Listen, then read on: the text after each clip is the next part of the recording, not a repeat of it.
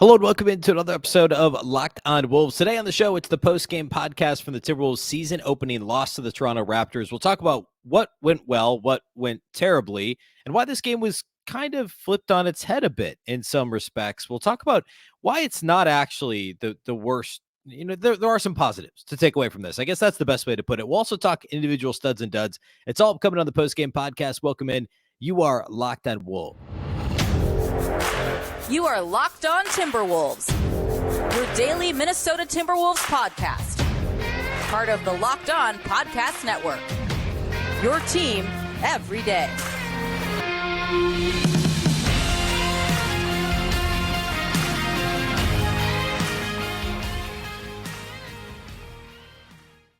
Hello and welcome to the Locked On Wolves podcast, part of the Locked On Podcast Network, your team every day. My name is Ben Beecken. I'm the host of Locked On Wolves. Today's episode is brought to you by PrizePicks, the easiest and most exciting way to play daily fantasy sports. Go to prizepicks.com/LockedOnNBA and use the code, all lowercase, LockedOnNBA for a first deposit match up to $100.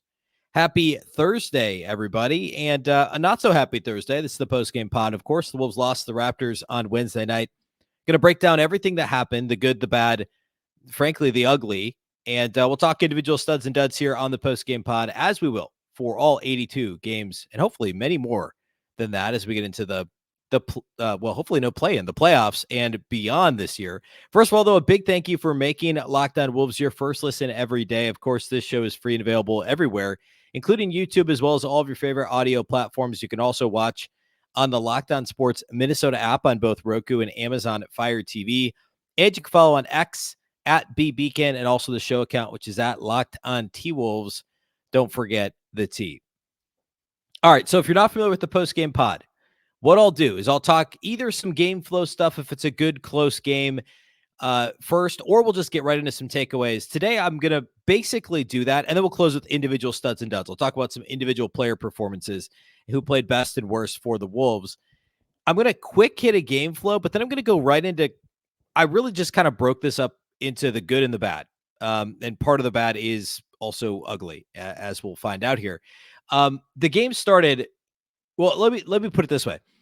On the show on Wednesday, I closed with the Wolves. It was a big prediction show. At the end of the show, I did a Wolves Raptors preview. And one of my main things was, hey, especially with no Jade McDaniels, the Raptors are one of the few really long athletic teams that can rival the Wolves, length and athleticism. And with no Jade McDaniels, actually be longer and more athletic and more disruptive defensively than the Wolves even could be, depending on what sort of lineups they're running out there. And so I was worried about the Wolves taking care of the basketball because turnovers at times last year were a major issue. At times they weren't. But in general, especially early in the season, this team needed to take care of the ball against this Raptors team. They needed to rebound the basketball extremely well. Those are kind of my two key things. Sure enough, this game starts with the Raptors getting 3 shots on their first possession. They got 2 offensive rebounds, and it finished with a 3-ball. The Raptors ended up going up 6-0 before the Wolves scored. The Wolves' first possession, they had a sloppy turnover. It was exactly what I said the Wolves couldn't do. Now, ultimately, they rebounded the ball extremely well in this game. We'll talk more about that later. But early in this game, Anthony Edwards took control. He saved the Wolves. He scored their first 6 or 8 points, something like that. Then when he left, took a break on the bench, Cat stayed in. Well, I guess he left for 2 minutes and came back. And then the offense, they actually ran a bunch of sets where Cat was the focal point. And I've said this before. A few weeks ago in one of my many hey, here's how you can fix the offense discussions I had on the show over the offseason. One of my ideas was when the starting lineups on the floor, do a lot more Ant Rudy stuff and allow Conley and Towns to effectively space the floor. And when McDaniels is playing, he's more of a spot up / cutter type guy. And then when Ant's off the floor, run your offense through Karl-Anthony Towns. Towns can play the glorified Bogdanovich role with Ant on the floor. And I'm okay with that. I know that it's selling short Cat's offensive ability a little bit. But by the way, Bogdanovich made a living in Utah doing, playing in that role. But then when Ant leaves, when Ant's taking a break for those 8-10 minutes a game, he's not on the floor. Cat must be on the floor, and the offense must run through him every single time down the floor. The Wolves immediately ran a post up. I believe it was, I think it was Anunoby, who was actually, it might have been it was probably Siakam that was guarding Towns. Towns just beat him one-on-one in the post with no help. And then like 2 possessions later, same deal. He scores in the post easily. And then he gets the ball in the post, kicks it out for an easy 3-pointer. A couple nice high-low passes from Cat to Rudy. When Ant was off the floor, the Wolves actually ran real sets, and they got Towns involved in advantageous spots on the floor. And the offense was much less iso ball centric, or to borrow a Chris Finch term that Mike Conley used in his post-game press conference, post-game interview as well, the ball wasn't as sticky in those moments when the offense was running through Cat and Ant was not on the floor. I'm not laying this all at the feet of Anthony Edwards, but he obviously was the prime culprit in this game. Ant kept the Wolves in it early, but then as the game went on, and actually I'm going to see if I can find real quick the quote that Mike Conley had. Yeah, here we go. Mike Conley, as transcribed by John Krasinski at The Athletic, said after the game, Conley said, quote, "I think we had a little bit of early success with the ball being sticky. Guys were making some tough shots on our team, and it was working early. As the game goes on, we can't rely on it. We can't rely on that style of basketball." Now, it wasn't only Ant. Shake Milton was a culprit as well, especially in the first half. But it was the primary issue here, right? Like, he got in his head that he needed to score 1 billion points to allow his team to win. And what ends up happening? He ends up scoring 26 on 27 shots. Less than a point per field goal attempt. That is not what we would call efficient. And by the way, of those 27 shots, 7 were threes. That means he attempted 22-point shots. And I haven't pulled up how many were non-paint twos yet. But actually not that many. It wasn't like he was mid-range jumpering the offense to death. It was just generally high usage, and he wasn't getting all the way to the basket very often. And in the first half, I believe the Wolves had 18 or 19 free throw attempts just in the first half, and they finished with 22. And I should have pulled that exact number, but they basically didn't get to the line in the second half of this game. And after a really foul-heavy first half, neither team really committed that many fouls in the second half. And I didn't really necessarily feel like the officiating was poor necessarily. I thought they really did let them play on both ends. It wasn't certainly not lopsided or anything like that. The Wolves actually shot 6 more free throws than Toronto. But Ant didn't get to the line quite enough. For those 27 field goal attempts, he's got to have more than 6 free throw attempts. And in this game, I'm not blaming the officiating for that. So as much as the game started with a lot of Ant dominance on offense, that turned into only Ant on offense. And then even those minutes in the second half when Ant took a break, start of the fourth quarter, the Wolves offense could not get going. Any minutes with no Cat and no Ant on the floor were really bad minutes for the Wolves offense. It was just kind of passing the ball around, everyone looking at each other, no movement. But then when Cat or Ant was on the floor, the ball became sticky. It moved more with them off the floor, but there just wasn't anybody that was able to create a shot. The offense wasn't able to create a shot for anybody. I wanted, like, not necessarily his fault. I wanted Naz to get a little bit more involved in his 24 minutes. He got 8 shots up, scored 10 points, had 4 rebounds. He missed an open 3 from the corner. There were a couple of possessions there where the Wolves just missed open shots, and we'll talk more about that. The biggest thing for me from this game was that both Cat and Ant felt, it seemed like they were kind of frenetic, right? Like they both thought they needed to do everything. Somehow they both thought that. And even still, they only lost by 3 points. And I felt like there were, I don't know, a dozen, 15 shots that literally went in and out. And I like, that's very anecdotal, but it really felt like the Wolves had a lot of shots going in and out in this game. Some bad luck there. They missed some open shots in the first half, especially Toronto hit some really tough shots. And ultimately, you look at the box score, this is a Toronto team. It's not the exact same team, but it's a lot of the same guys. Last year, Toronto was 28th in the league in 3-point percentage, and they were 25th in 3-point rate. Toronto in this game shot 40% from outside the arc and made 6 more threes than the Wolves. And the Wolves out-rebounded Toronto by 15 rebounds. This was completely flipped on its head from what I would have expected. Again, not identical rosters, but you're talking what? 7 of the top 9 guys or 6 of the top 8 guys, something like that on each team were on their respective teams at the end of last season. So very largely the same rosters. All the key players are the same. Swap in Schroeder for Van Vliet with the Raptors, and that's basically the only major change. And the Raptors go out and make 6 more threes, shoot 40% from 3. The Wolves shoot 26%, but the Wolves win the battle on the glass. The Raptors got 2 of their 8 offensive rebounds on their very first possession. The Wolves actually did a really good job on the glass. We'll talk more about that here in a minute when I get to the good from the game. But this was just bizarre, right? In no way did the Wolves play well, and that's not at all what I'm saying. But they did enough on the glass. They were tough enough defensively. And even though Toronto shot, 40% from 3, I thought the Wolves actually were pretty good overall on defense. We'll talk about transition defense later. That's a bit of a different story. And Ant was good enough at times, and Cat was good enough at times that this thing was 1 or 2 made shots. I guess literally it would be 2 made shots away from being a Wolves victory, despite shooting 26% from 3 and 34% from the field. So this was like, you're going to win a couple games like this. You're going to lose a couple games like this. If you would have told me before the game that Toronto makes 6 more threes than the Wolves and the Wolves are a plus 15 on the glass, I would have told you, you have that backwards. It's going to be the other way around. And I would have believed either result, right? Like a 1 possession win or loss. That wouldn't have shocked me. It's just the way that it happened was a bit surprising. I want to talk about, we'll call it 4 good things and then 2 more bad things. And then we'll get into individual studs and duds here next.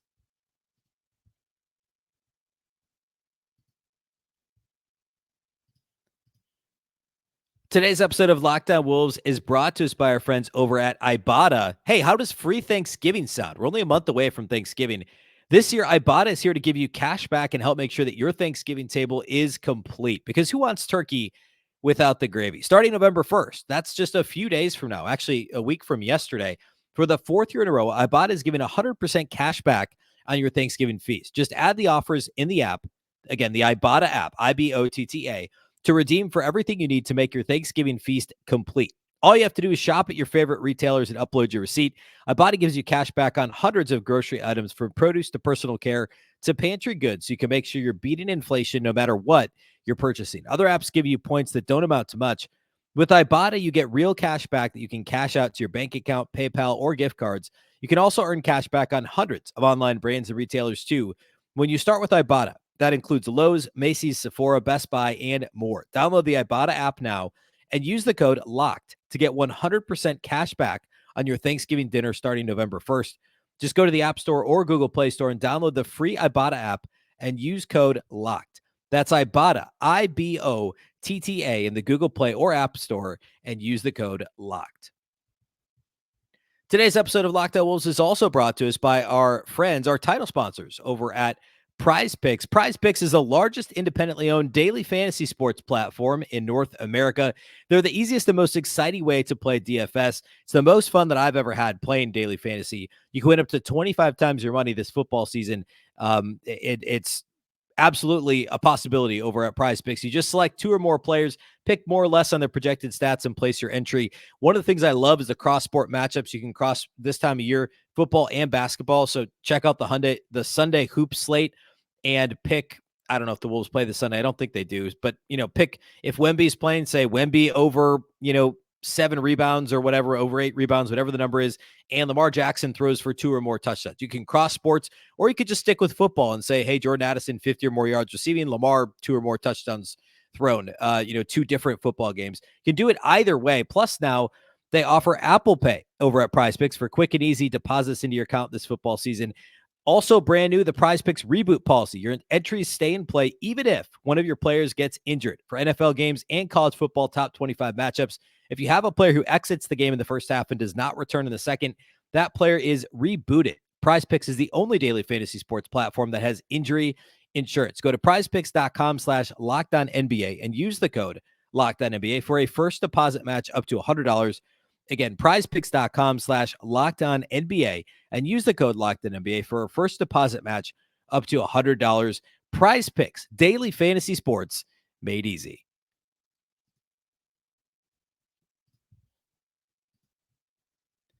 A big thank you once again for making Locked On Wolves your first listen every day. Of course, every dayers. Tomorrow on Friday, we'll preview Saturday's game. The Wolves have Jimmy Butler and the Heat coming to town.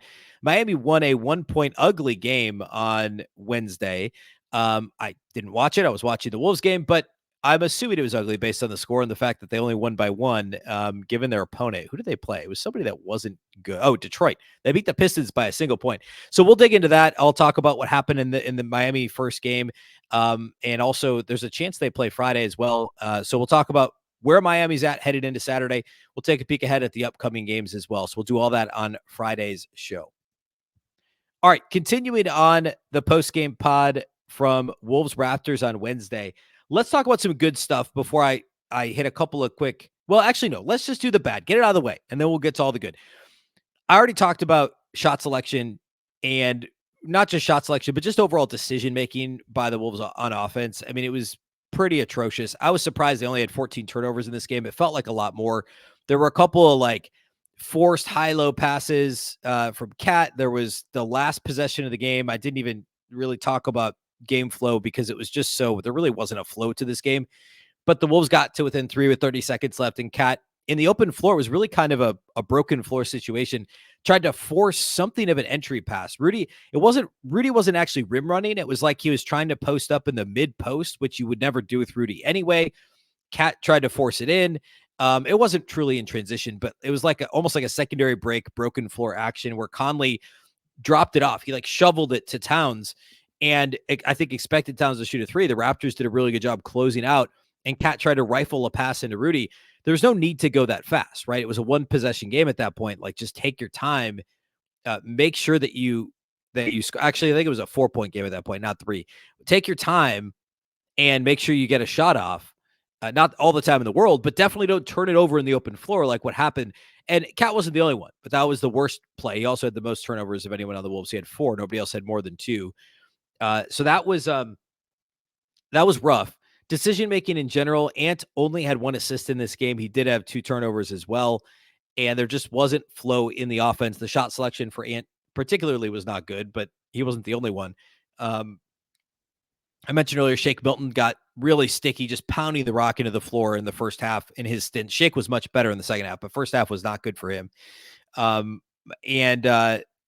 Just no flow. I don't really know how to say that. And transition defense is the other thing that was brutal in this game. Fast break points were not in the Wolves' favor. I'm going to pull up the exact number here, but it was, let's see. Fast break points, 34-12. Toronto won. And at one point, it was like 20-4 or something like that. And the Wolves at least got a few themselves towards the end of the game. But 34-12, no matter how you slice it, that's not a good margin. Transition defense, again, it's like the defensive rebounding. Yeah, that was great. That was very unlike what we saw from the Wolves last year. And frankly, also 2 years ago. Transition defense looked exactly the same. Guys not getting back. Guys kind of half-heartedly getting back. Kind of getting back and then trying to take a charge because they didn't get all the way back, and they're just trying to kind of, show that they were sort of there defensively. Like transition defense, I don't know, man. It's 2 things. It's playing hard, hustle, right? And it's high school level, probably middle school level, like, hey, match up in the open floor. Someone's got to stop ball, right? It's pick up basketball. Stop the ball. Everybody else find somebody to guard. I don't care if you get cross match, if you end up with a little on a big, I mean, nobody's even posting up mismatches these days. You can switch out of it. Like, just get back. That's imperative, right? And this team still has not been able to figure it out. That was the other thing that killed me in this game. And really, to me, was actually the biggest difference. I know the Wolves offense was horrible, but let's not lose sight of how bad that transition defense was. Okay, the good. There was some good. I talked about rebounding. The Wolves indeed were a plus 15 on the glass. Anthony Edwards led the team in rebounding with 14. He had 8 or 9 boards at halftime. And I mean, that's got to be close to a career high for Ant. I didn't look that up, but 26 and 14 for Ant in this game. The rebounds were phenomenal. Rudy also had 13 boards. Cat had 10 rebounds himself. Kyle Anderson had 9 rebounds in 30 minutes off the bench. And we'll talk more about slow-mo here in a minute, but a really good slow-mo game too, by the way. 9 rebounds for Kyle Anderson. This team had 62 rebounds to Toronto's 47. They kept Jakob Poeltl off the offensive glass after that first possession, really. And otherwise, it was really just Precious Achiuwa off the bench that they struggle with. Really, that was kind of like a middle of the game. Second, third quarter, I feel like they struggled with him the most. So, rebounding was great. The activity level there was very, very good. There were a couple of times that I noticed Conley early in the game. I mean, Conley finished with only 4 boards, but that's a nice number for him in 31 minutes, where he was kind of pinching down after a shot attempt by the Raptors and was actively looking for loose balls. Ant did the same thing. That's where this team lost the most the last couple of years. Like Rudy was still rebounding. Cat was still kind of ish rebounding when he was on the floor. Nas was still rebounding. This team was missing guards that knew how to rebound and were interested in rebounding. D'Lo had no interest. Jalen Noel was not a good rebounder. Austin Rivers was allergic to rebounds. Bryn Forbes was actually in the rotation at one point. I'm not sure he ever grabbed a rebound. It's about situational awareness. It's about effort and knowing where to be and when. And then also just playing hard. And it worked in this game. The Wolves rebounded the basketball very well. I did not expect the Wolves to be a double-digit plus on the boards and lose this game. But that's what happened. I talked about the early offense when Ant was off the floor, Cat was on the floor. We talked about that already. That was very good to see the Wolves have a few sets they could go to that got Cat open looks, that got Cat in space, the ability to both facilitate and to pass. Along with that, we saw one Cat to Rudy pass in pick and roll. That was, that was Ant to Rudy pass in pick and roll. That was dynamic. And then third quarter, I think it was third quarter. The Wolves ran an action at the top. Cat ends up with the ball in isolation and gets past his guy because he hit of course, teams are going to try and crash in on him shooting threes and contest. Cat got into the paint. Pirtle stepped up. He throws a lob to Rudy for an alley-oop. A few possessions later, same play. Actually, the primary action, the initial action was not actually the exact same, but same situation where Cat's coming downhill. Pirtle stays with Rudy, and for whatever reason, from about 8 feet away, Cat throws a lob off the backboard, and Rudy's pinned underneath the backboard by Pirtle, and it's a turnover. Cat could have dunked it, laid it in. I don't care what he could have done anything except for what he did. And it's just Cat making up his mind. Like we see this sometimes where Towns will telegraph things and just be like, I'm going to do this and not actually react to what the defense is doing. And that's what happened here.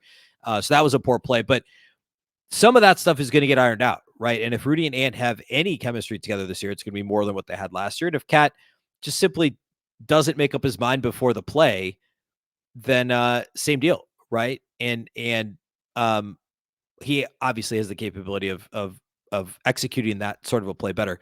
Obviously, very good to see the quote unquote big three, and I'm going to try to avoid using that term. Nice to see them all get double doubles, 26 and 14 for Ant, albeit inefficiently, 19 and 10 for Cat, also inefficiently, 15 and 13 for Rudy. Rudy was probably the Wolves' best all-around player in this game. We'll talk more about that next when we get to studs and duds. And then the last thing is, if you told me this team shot 34% from the field and 26% from three, I would have said there's no chance that they were in this game. And yet they only lost by a bucket, right? I mean, Ant, there's a couple in and out 3-pointers late in the game from Ant. There were, any game is this way, right? 1 or 2 possessions, swing the whole thing. They had no business being in this game, shooting with 34% from the field and giving up 34 points in transition, a minus 22 in transition points, fast break points.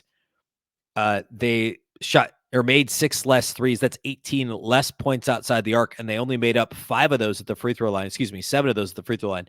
So given all those numbers, like how often this year are the Wolves going to shoot 34%? Probably not again. I think this was like their worst shooting game in 5 years or something. It's not likely to happen again. And yet they only lost by 3. So like all of what I said that was negative is still true. It doesn't change that. But there's a lot better days ahead for this Wolves offense. There has to be. And that was part of the crux of my argument for the Wolves winning 49 games is the defense will be really good again. The offense isn't going to be worse, right? Well, it was in this game. I don't think it will be long-term. All right, let's close the show here today with individual studs and duds. We'll do that here next. Today's episode of Locked On Wolves is brought to us by our friends over at FanDuel. Snap into action this NFL season with FanDuel, America's #1 sportsbook. Right now, new customers get $200 in bonus bets guaranteed when you place a $5 bet. That's $200 in bonus bets, win or lose. If you've been thinking about joining FanDuel, there's no better time to get in on the action. October is an awesome time for sports. Of course, the NBA is kicked off this week. College basketball around the corner, college football smack dab in the middle of the season. The Gophers with the big upset win over Iowa last weekend. They have a winnable game against Michigan State this week. The Vikings with a big win the other night. And hockey's kicked off too. Baseball World Series, you can bet that over at FanDuel, and win total over unders as well. And I've been pushing for over on the 44.5 Wolves win total. The FanDuel app is so easy to use. There's a wide range of betting options, including spreads, player props, over-unders, and more. Visit FanDuel.com/LockedOn and kick off your NFL season. FanDuel, official partner of the NFL.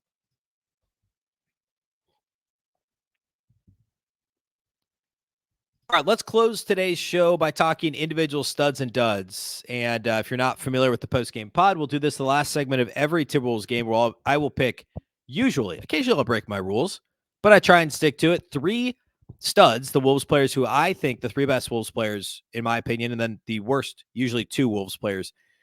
In this game for studs, I have to go with Rudy Gobert, 15 points, 13 rebounds, 4 blocks. I didn't talk at all about blocks earlier, which, by the way, this whole game was a block party. The Wolves had 9. The Raptors blocked 11 shots in this game, 5 by Scotty Barnes and 3 by OG Anunoby. The Wolves got 4 blocks each from Rudy and Gobert, and also Mike Conley had a block too. But Gobert was genuinely fantastic around the rim. There were a couple plays early that he was a step slow on, but then he was super active throughout the game, had a couple of steals. And I thought was really good. 15 and 13, 6 of 12 shooting. He had a couple of poor plays, again, mostly in the first half with the ball in his hands where he just turned it over in the open floor. At one point, he just, I don't know. It felt like I was, again, go back to youth basketball. When a big gets the rebound, the coaches in youth basketball are screaming, just hold it, get it to a guard, right? Well, we know Rudy fancies himself being able to dribble in the open floor. That particular play, the Wolves got the ball back. It was out off the Raptors. I think Barnes stripped it out of bounds. And then there was another play a couple possessions later where he didn't just stop his movement and get the ball to a guard. He tried to throw it to Kyle Anderson on the move and turned it over. Anyway, the whole point of this is Rudy actually played really well overall. 15 and 13, 4 blocks, 2 steals and assists, 6 of 12 shooting, 3 of 5 at the line. A good overall Rudy game. Certainly a good debut for the season. Second stud for me is Kyle Anderson. 7 points on 3 of 9 shooting. Not great. However, 9 rebounds, 5 assists, and a steal with only 1 turnover and a team best plus 15. A very good night for Kyle Anderson. And if you're a regular listener, you know I always like to have a disclaimer with the plus minus. I don't like single game individual player plus minus. I think it's very misleading. It's usually not useful. Like, I'm not going to sit here and be like, Towns was a -1 and Edwards was a 0. So Edwards was better in this game. Like, that's not how you use that. But when it's this obvious and one guy effectively was playing instead of another, like in this case, Kyle Anderson was a plus 15. Nickeil Alexander-Walker was a -17. No other Wolves player besides Kyle Anderson was better than a plus 3. So nobody even sniffed double digits except for Kyle Anderson, who was a plus 15 in 30 minutes. The Wolves only had 2 players with double-digit negative numbers. Gobert was a -11, and Nickeil Alexander-Walker was a -17 in this game. Of course, he was starting in place of Jaden McDaniels. I mentioned off the top about McDaniels' absence, but obviously that was a major deal in this game. It felt like less of a big deal because the Wolves still held the Raptors under 100 points. Like, the problem wasn't the defense, but obviously having another good player on the floor would make a positive difference for the Wolves. So all that to say, Kyle Anderson had a good game. 7, 9, and 5 with a steal, only 1 turnover, and a plus 15 in 30 minutes was the typical glue that held this thing together. Missed a couple of floaters I think he typically makes. Was dared into an above the break 3 that he probably shouldn't have taken, but otherwise, good game for Slow-Mo. My third stud, I kind of waffle back and forth on this. I'm still going to go with Karl-Anthony Towns. Yes, Ant had the 14 boards. I mean, it's a coin flip between those two. They each had turnover issues. They each had not passing the ball issues.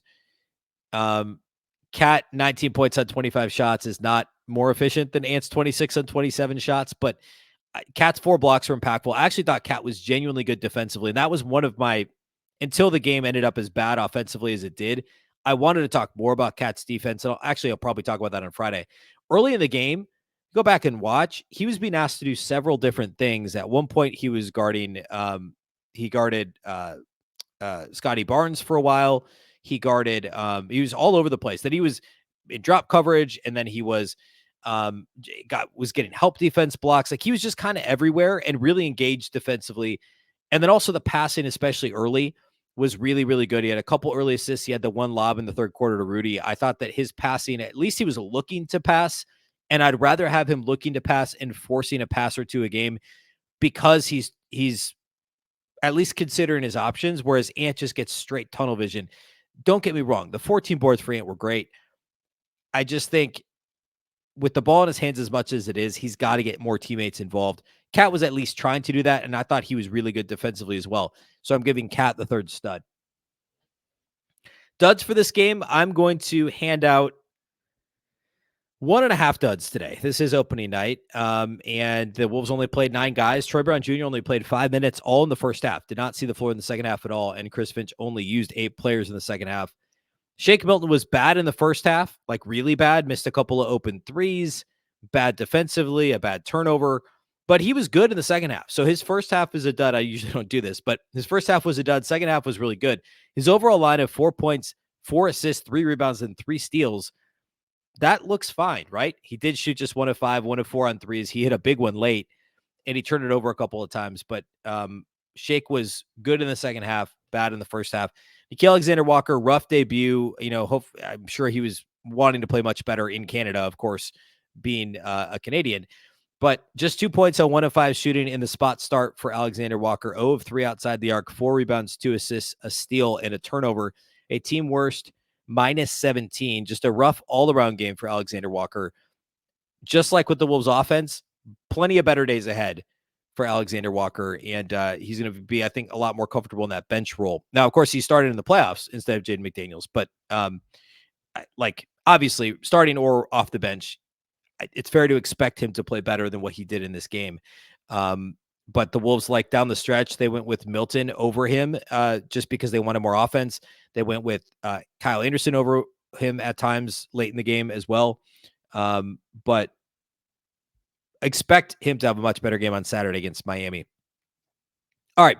That's all we got for you on this one here today. There's not much more we can say about a 34% from the floor shooting performance from the Wolves. Saturday against Miami, hopefully will be much different. We'll talk on Friday's show. We'll have the opportunity to preview Saturday's matchup against Jimmy Butler and the Heat. We'll talk about what Miami's done to this point and get you ready for that game on Saturday, and then also peek ahead at what's upcoming for the Wolves in the next several days. A big thank you to those that do make Locked On Wolves your first listen every single day.